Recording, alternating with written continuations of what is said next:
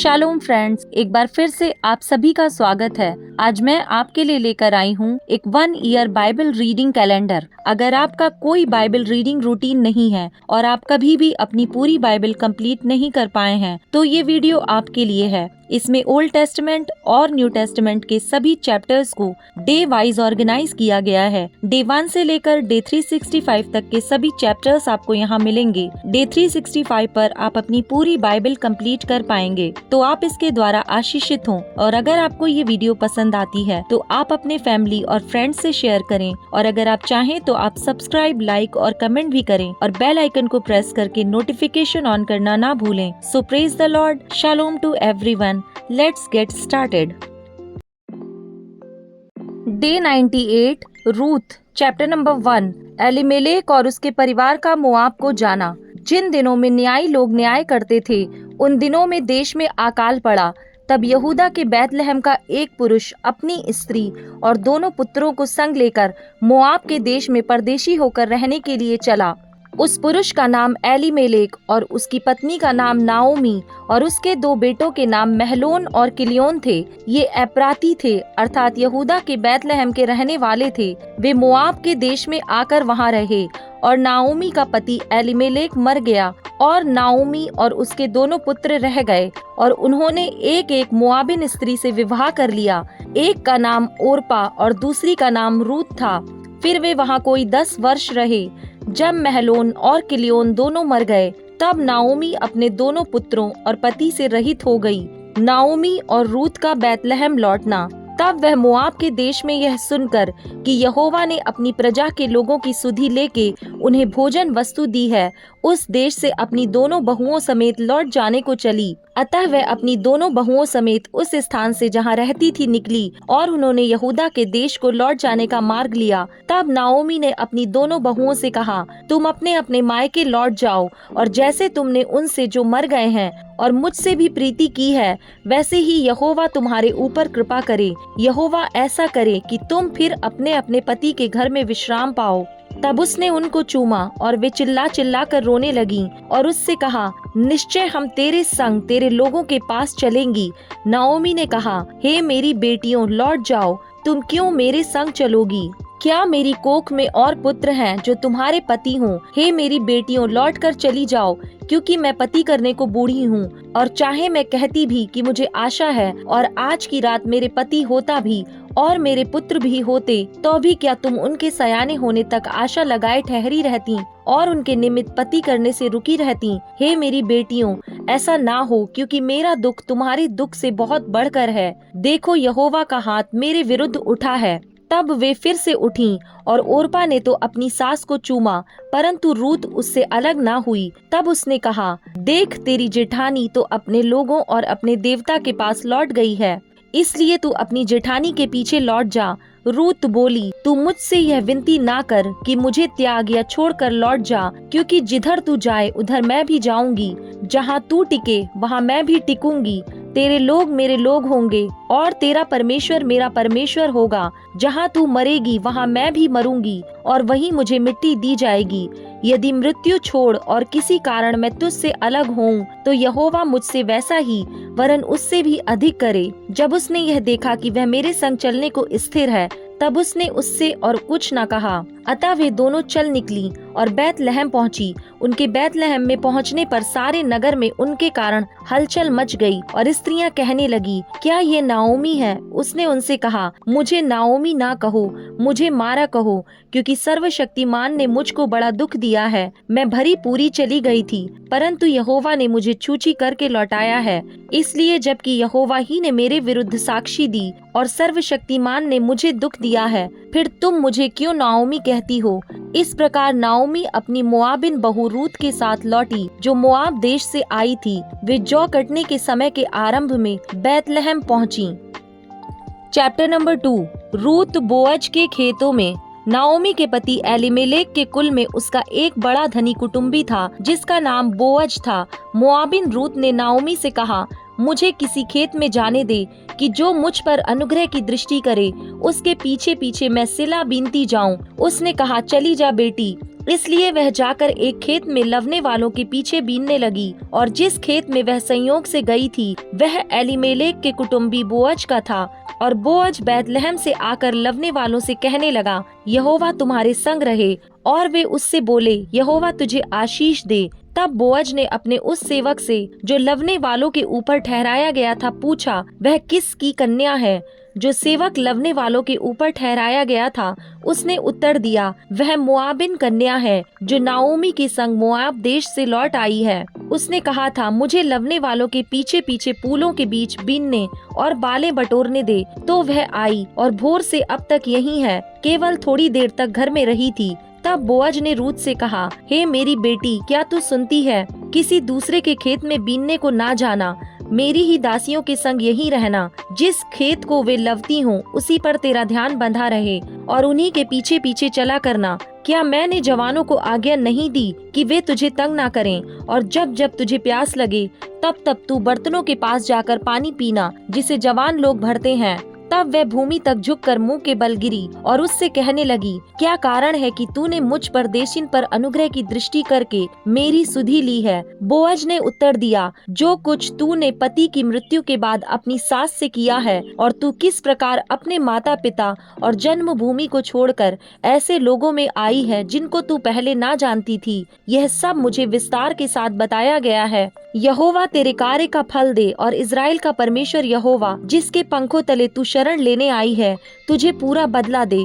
उसने कहा, हे मेरे प्रभु, तेरे अनुग्रह की दृष्टि मुझ पर बनी रहे, क्योंकि यद्यपि मैं तेरी दासियों में से किसी के भी बराबर नहीं हूँ, तो भी तूने अपनी दासी के मन में बैठने वाली बातें कहकर मुझे शांति दी है।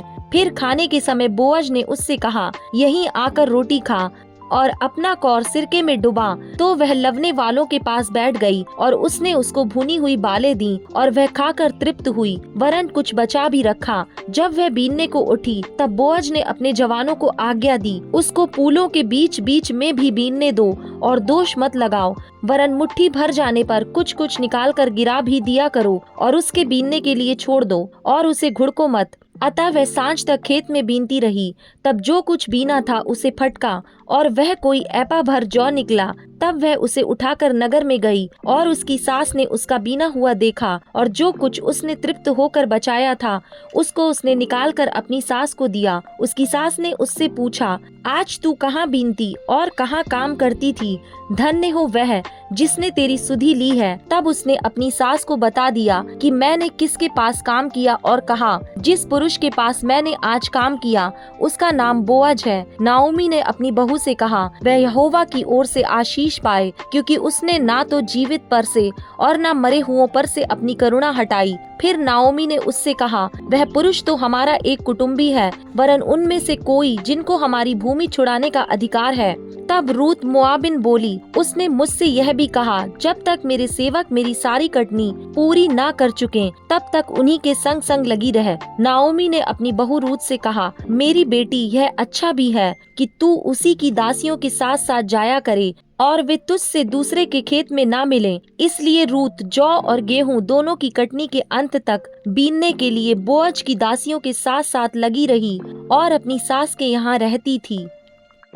चैप्टर नंबर 3, नाओमी की रूत को सलाह। उसकी सास नाओमी ने उससे कहा, हे मेरी बेटी, क्या मैं तेरे लिए ठाव ना ढूंढूं कि तेरा भला हो?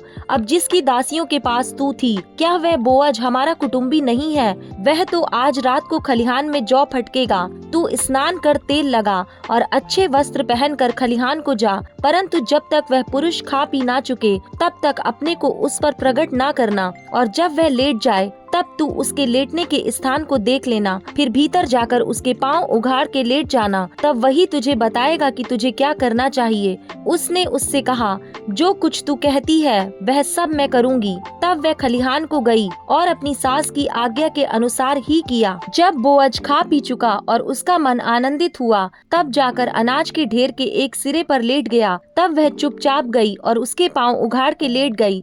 आधी रात को वह पुरुष चौंक पड़ा और आगे की ओर झुककर क्या पाया कि उसके पांवों के पास कोई स्त्री लेटी है। उसने पूछा, तू कौन है? तब वह बोली, मैं तो तेरी दासी रूत हूँ। तू अपनी दासी को अपनी चद्दर ओढ़ा दे, क्योंकि तू हमारी भूमि छुड़ाने वाला कुटुंबी है। उसने कहा, हे बेटी, यहोवा की ओर से तुझ पर आशीष हो, क्योंकि तूने अपनी पिछली प्रीति पहली से अधिक दिखाई। क्योंकि तू क्या धनी क्या कंगाल किसी जवान के पीछे नहीं लगी। इसलिए अब हे मेरी बेटी मत डर, जो कुछ तू कहेगी मैं तुझसे करूँगा। क्योंकि मेरे नगर के सब लोग जानते हैं कि तू भली स्त्री है। और सच तो है कि मैं छुड़ाने वाला कुटुम्बी हूँ, तो भी एक और है जिसे मुझसे पहले ही छुड़ाने का अधिकार है। अतः रात भर ठहरी रह, और सवेरे यदि वह तेरे लिए छुड़ाने वाले का काम करना चाहे तो अच्छा, वही ऐसा करे। परंतु यदि वह तेरे लिए छुड़ाने वाले का काम ना करना चाहे तो यहोवा के जीवन की शपथ, मैं ही वह काम करूँगा। भोर तक लेटी रह। तब वह उसके पाँव के पास भोर तक लेटी रही, और इससे पहले कि कोई दूसरे को पहचान सके वह उठी। तब बोअज ने कहा, कोई जानने ना पाए कि खलिहान में कोई स्त्री आई थी। तब बोअज ने कहा, जो चद्दर तू ओढ़े है उसे फैलाकर पकड़ ले। और जब उसने उसे पकड़ा तब उसने 6 नपुए जौ नाप कर उसको उठा दिया। फिर वह नगर में चली गई। जब रूत अपनी सास के पास आई तब उसने पूछा, हे बेटी क्या हुआ? तब जो कुछ उस पुरुष ने उससे किया था वह सब उसने उसे कह सुनाया। फिर उसने कहा, यह 6 नपुए जौ उसने यह कहकर मुझे दिया कि अपनी सास के पास छूछे हाथ मत जा। उसने कहा, हे मेरी बेटी, जब तक तू ना जाने कि इस बात का कैसा फल निकलेगा तब तक चुपचाप बैठी रह, क्योंकि आज उस पुरुष को यह काम बिना निपटाए चैन ना पड़ेगा। चैप्टर नंबर 4, रूत और बोअज का विवाह। तब बोअज फाटक के पास जाकर बैठ गया, और जिस छुड़ाने वाले कुटुम्बी की चर्चा बोअज ने की थी वह भी आ गया। तब बोअज ने कहा, हे मित्र, इधर आकर यहीं बैठ जा। तो वह उधर जाकर बैठ गया। तब उसने नगर के 10 वृद्ध लोगों को बुलाकर कहा, यहीं बैठ जाओ। वे भी बैठ गए। तब वह उस छुड़ाने वाले कुटुम्बी से कहने लगा, नाओमी जो मोआब देश से लौट आई है, वह हमारे भाई एलीमेलेक की एक टुकड़ा भूमि बेचना चाहती है। इसलिए मैंने सोचा कि यह बात तुझको जताकर कहूँगा कि तू उनको इन बैठे हुओं के सामने और मेरे लोगों के इन वृद्ध लोगों के सामने मोल ले। यदि तू उसको छुड़ाना चाहे तो छुड़ा, और यदि तू छुड़ाना ना चाहे तो मुझे ऐसा ही बता दे कि मैं समझ लूं, क्योंकि तुझे छोड़ उसके छुड़ाने का अधिकार और किसी को नहीं है, और तेरे बाद मैं हूँ। उसने कहा, मैं उसे छुड़ाऊंगा। फिर बोअज ने कहा, जब तू उस भूमि को नाओमी के हाथ से मोल ले, तब तुझे उसे रूत मोआबिन के हाथ से भी, जो मरे हुए की स्त्री है, इस विचार से मोल लेना पड़ेगा कि मरे हुए का नाम उसके भाग में स्थिर कर दे। उस छुड़ाने वाले कुटुम्बी ने कहा, मैं उसको छुड़ा नहीं सकता, ऐसा ना हो कि मेरा निज भाग बिगड़ जाए। इसलिए मेरा छुड़ाने का अधिकार तू ले ले, क्योंकि मैं उसे छुड़ा नहीं सकता। पुराने समय में इज़राइल में छुड़ाने और बदलने के विषय में सब पक्का करने के लिए यह प्रथा थी कि मनुष्य अपनी जूती उतार के दूसरे को देता था। इज़राइल में प्रमाणित करना इसी रीति से होता था। इसलिए उस छुड़ाने वाले कुटुम्बी ने बोअज से यह कहकर, तू उसे मोल ले, अपनी जूती उतारी। तब बोअज ने वृद्ध लोगों और सब लोगों से कहा, तुम आज इस बात के साक्षी हो कि जो कुछ एलीमेलेक का और जो कुछ किलियोन और महलोन का था वह सब मैं नाओमी की हाथ से मोल लेता हूँ। फिर महलोन की स्त्री रूत मोआबिन को भी मैं अपनी पत्नी करने के लिए इस विचार से मोल लेता हूँ कि मरे हुए का नाम उसके निज भाग पर स्थिर करूँ। कहीं ऐसा ना हो कि मरे हुए का नाम उसके भाइयों में से और उसके स्थान के फाटक से मिट जाए। तुम लोग आज साक्षी ठहरे हो। तब फाटक के पास जितने लोग थे उन्होंने और वृद्ध लोगों ने कहा, हम साक्षी हैं। यह जो स्त्री तेरे घर में आती है उसको यहोवा इज़राइल के घराने की 2 उपजाने वाली राहेल और लिया के समान करे, और तू एप्राता में वीरता करे, और बैतलहम में तेरा बड़ा नाम हो, और जो संतान यहोवा इस जवान स्त्री के द्वारा तुझे दे उसके कारण तेरा घराना पेरेस का सा हो जाए, जो तामार से यहूदा के द्वारा उत्पन्न हुआ। बोअज और उसके वंशज। तब बोअज ने रूत से विवाह कर लिया और वह उसकी पत्नी हो गई। और जब वह उसके पास गया तब यहोवा की दया से उसको गर्भ रहा और उसके एक बेटा उत्पन्न हुआ। तब स्त्रियों ने नाओमी से कहा, यहोवा धन्य है जिसने तुझे आज छुड़ाने वाले कुटुम्बी के बिना नहीं छोड़ा। इज़राइल में इसका बड़ा नाम हो, और यह तेरे जी में जी ले आने वाला और तेरा बुढ़ापे में पालने वाला हो, क्योंकि तेरी बहू जो तुझसे प्रेम रखती और 7 बेटों से भी तेरे लिए श्रेष्ठ है, उसी का यह बेटा है। फिर नाओमी उस बच्चे को अपनी गोद में रखकर उसकी धाय का काम करने लगी, और उसकी पड़ोसिन ने यह कहकर नाओमी के एक बेटा उत्पन्न हुआ है, लड़के का नाम ओबेद रखा। यिशै का पिता और दाऊद का दादा वही हुआ। पेरेस की वंशावली यह है, अर्थात पेरेस से हेस्रोन और हेस्रोन से राम और राम से अमीनादाब और अमीनादाब से नहशोन और नहशोन से सलमोन और सलमोन से बोअज और बोअज से ओबेद और ओबेद से यिशे और यिशे से दाऊद उत्पन्न हुआ। Luke chapter number 11 verse number 29 to 54। स्वर्गीय चिन्ह की मांग। जब बड़ी भीड़ इकट्ठी होती जाती थी तो वह कहने लगा, इस युग के लोग बुरे हैं, वे चिन्ह ढूंढते हैं, पर योना के चिन्ह को छोड़ कोई और चिन्ह उन्हें ना दिया जाएगा। जैसा योना नीनवे के लोगों के लिए चिन्ह ठहरा, वैसा ही मनुष्य का पुत्र भी इस युग के लोगों के लिए ठहरेगा। दक्षिण की रानी न्याय के दिन इस समय के मनुष्यों के साथ उठकर उन्हें दोषी ठहराएगी, क्योंकि वह सुलेमान का ज्ञान सुनने को पृथ्वी की छोर से आई, और देखो यहाँ वह है जो सुलेमान से भी बड़ा है। नीनवे के लोग न्याय के दिन इस समय के लोगों के साथ खड़े होकर उन्हें दोषी ठहराएंगे, क्योंकि उन्होंने योना का प्रचार सुनकर मन फिराया, और देखो यहाँ वह है जो योना से भी बड़ा है। शरीर का दिया। कोई मनुष्य दिया जला के तलघर में या पैमाने के नीचे नहीं रखता, परंतु दीवट पर रखता है कि भीतर आने वाले उजियाला पाए। तेरे शरीर का दिया तेरी आँख है, इसलिए जब तेरी आँख निर्मल है तो तेरा सारा शरीर भी उजियाला है, परंतु जब वह बुरी है तो तेरा शरीर भी अंधेरा है। इसलिए चौकस रहना कि जो उजियाला तुझ में है वह अंधेरा ना हो जाए। इसलिए यदि तेरा सारा शरीर उजियाला हो और उसका कोई भाग अंधेरा ना रहे, तो सब का सब ऐसा उजियाला होगा जैसा उस समय होता है जब दिया अपनी चमक से तुझे उजाला देता है। शास्त्रियों और फरीसियों की भत्सरना। जब वह बातें कर रहा था तो किसी फरीसी ने उससे विनती की कि मेरे यहाँ भोजन कर। वह भीतर जाकर भोजन करने बैठा। फरीसी को यह देखकर अचंभा हुआ कि उसने भोजन करने से पहले स्नान नहीं किया।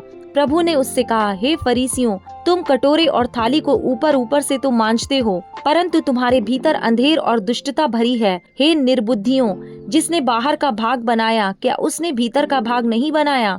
परंतु हाँ, भीतर वाली वस्तुओं को दान कर दो, तो देखो सब कुछ तुम्हारे लिए शुद्ध हो जाएगा। पर हे फरीसियों, तुम पर हाय, तुम पुदीने और सुदाब का और सब भांति के साग पात का दसवांश देते हो, परंतु न्याय को और परमेश्वर के प्रेम को टाल देते हो। चाहिए तो था कि इन्हें भी करते रहते और उन्हें भी ना छोड़ते। हे फरीसियों, तुम पर हाय, तुम आराधनालयों में मुख्य मुख्य आसन और बाजारों में नमस्कार चाहते हो। हाय तुम पर, क्योंकि तुम उन छिपी कब्रों के समान हो जिन पर लोग चलते हैं परंतु नहीं जानते।